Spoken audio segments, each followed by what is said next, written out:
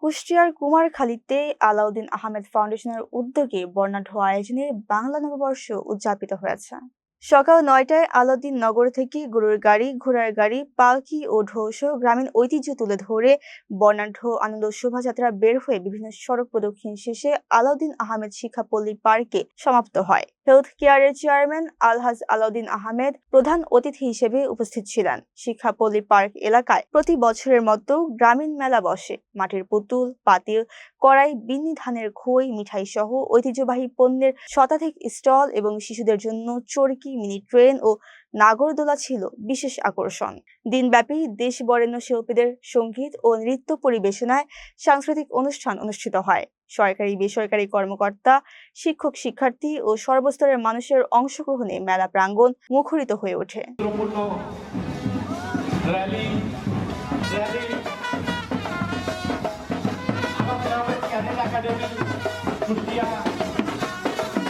সংগঠন এবং জনসাধারণ সহ বিভিন্ন পেশাজীবী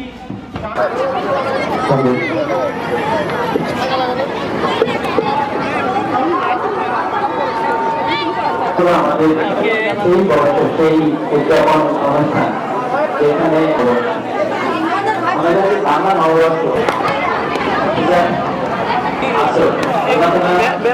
সময়ের